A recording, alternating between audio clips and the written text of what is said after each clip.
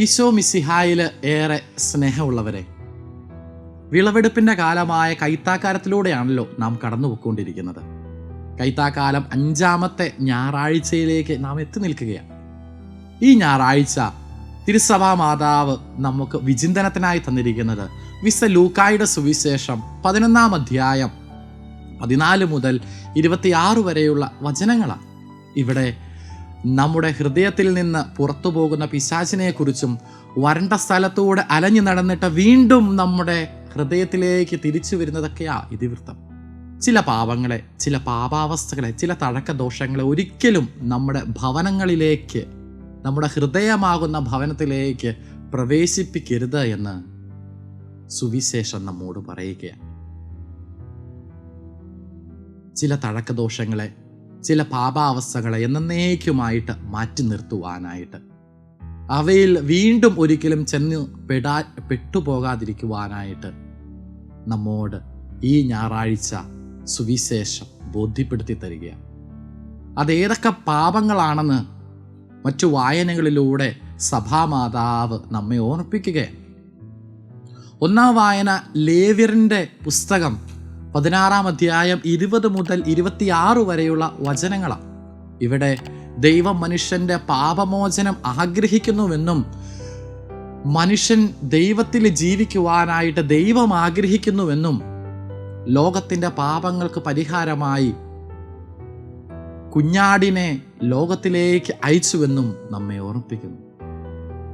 രണ്ടാമത്തെ വായന യേശയ്യാ പ്രവാചകന്റെ പുസ്തകം 14-ാം അധ്യായം 1 മുതൽ 15 വരെയുള്ള വാക്യങ്ങളാണ്. ഇവിടെ ദൈവത്തോട് സമനാകാൻ ആഗ്രഹിക്കുന്ന പിശാചിനെ കുറിച്ചും അവൻ്റെ പതനത്തെക്കുറിച്ചുമാണ് നമ്മോട് പറഞ്ഞു തരിക. പ്രിയപ്പെട്ടവരെ, അഹങ്കാരമെന്ന പാപം നമ്മെ ദൈവത്തിൽ നിന്ന് ദൂരെ മാറ്റി നിർത്തുമെന്ന് നമ്മോട് പറയുകയാണ്. മൂന്നാമത്തെ വായന വിശുദ്ധ യാക്കോബിൻ്റെ ലേഖനത്തിൽ നിന്ന് 1-ാം അധ്യായം 8 മുതൽ 13 വരെയുള്ള വാക്യങ്ങളാണ്. ഇവിടെ പ്രധാനമായിട്ടും 3 തരം തിന്മകളെ നമ്മുടെ ജീവിതത്തിൽ നിന്ന് മാറ്റി നിർത്തുവാനായിട്ട് ആവശ്യപ്പെടുന്നു. ഒന്ന്, കായേൻ ചെയ്ത പാപം, അത് അസൂയയാണ്. അസൂയ നിമിത്തം സ്വന്തം സഹോദരനെ പോലെ കൊല്ലുവാനായിട്ട് കായേനെ ഇടയാക്കി. അസൂയ എന്ന പാപം കൊലപാതകത്തിൽ വരെ നമ്മെ കൊണ്ട് എത്തിക്കുമെന്നും അതുകൊണ്ട് അസൂയ എന്ന പാപത്തിൽ പെട്ടുപോകാതിരിക്കുവാനായിട്ട് അവയെന്നേക്കുമായി നമ്മുടെ ഹൃദയത്തിൽ നിന്ന് മാറ്റി നിർത്തുവാനായിട്ട് സഭാമാതാവ് നമ്മോട് പറയുകയാണ്. രണ്ടാമത്തെ പാപം എന്നത് ബാലാം ചെയ്ത തെറ്റാണ്.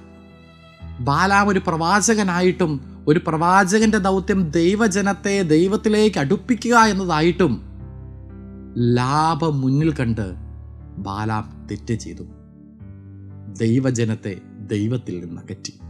പ്രിയപ്പെട്ടവരെ, ലാഭം മുന്നിൽ കണ്ടുള്ള എല്ലാ പ്രവർത്തനങ്ങളും, അതേ തുടർന്ന് വരുന്ന എല്ലാ തിന്മകളും ജീവിതത്തിൽ നിന്ന് എന്നേക്കുമായി മാറ്റി നിർത്തുവാനായിട്ട് സഭാമാതാവ് നമ്മോട് പറയുകയാണ്. മൂന്നാമത്തെ പാപം കോറയുടെ പ്രക്ഷോഭത്തെക്കുറിച്ചാണ്. ഇസ്രായേൽ ജനത്തെ ഈജിപ്തിൽ നിന്ന് മോചിപ്പിച്ചു കൊണ്ടുവരുവാനായിട്ട് ദൈവം അധികാരപ്പെടുത്തിയ 2 വ്യക്തികളായിരുന്നു മോശയും അഹ്റോനും. ഈ മോശയ്ക്കും അഹ്റോനുമെതിരെ പടയൊരുക്കുന്ന കോറ. പ്രിയപ്പെട്ടവരെ, ദൈവ നൽകിയ അധികാരത്തെ മാനിക്കുവാനും ദൈവജനത്തിൻ്റെ ഇടയിൽ സൃഷ്ടിക്കുന്ന എല്ലാ ഭിന്നിപ്പുകളും നിന്ന് മാറി നിൽക്കുവാനായിട്ടും നമ്മോട് പറയുകയാണ്. ചുരുക്കത്തിൽ, അടിച്ചു വാരി വൃത്തിയാക്കിയ നമ്മുടെ ഹൃദയമാകുന്ന ആത്മാവിനെ എത്രയധികമായി നാം സംരക്ഷിക്കേണ്ടിയിരിക്കുന്നു. അസൂയ, അഹങ്കാരം, ലാഭക്കൊതി തുടങ്ങിയ എല്ലാത്തരം തിന്മകളിൽ നിന്ന് ദൂരെ മാറി നിൽക്കണമെന്ന് സഭാമാതാവ് ഈ ഞായറാഴ്ച നമ്മോട് പറയുകയാണ്. പ്രിയപ്പെട്ടവരെ, 3 ചിന്തകൾ നമ്മെ ഭരിക്കട്ടെ. ഒന്ന്, കയനെ പോലെ അസൂയയും ലൂസിഫറിനെ പോലെ അഹങ്കാരവും ഉള്ളൊരു വ്യക്തിയാണോ ഞാൻ? ലാഭത്തിന് വേണ്ടി സത്യത്തെ മറന്ന് ജീവിക്കുന്ന ഒരു വ്യക്തിയാണോ? മൂന്നാമതായി, ദൈവം നൽകിയ അധികാരത്തെ മാനിക്കാതെയും ദൈവജനത്തിൻ്റെ ഇടയിൽ ഭിന്നിപ്പുണ്ടാക്കുന്ന തരത്തിലുള്ള പ്രവർത്തനങ്ങളും ചെയ്യുന്ന ഒരു വ്യക്തിയാണോ ഞാൻ? അടിച്ചു വാരി വൃത്തിയാക്കിയ നമ്മുടെ ഹൃദയത്തെ നമുക്ക് പവിത്രതയോടെ കാത്തു സൂക്ഷിക്കാം. കൂദാശകൾ കൊണ്ട് അതിനെ നിറയ്ക്കാം. വചനം കൊണ്ട് ഭിത്തി പണിയാം.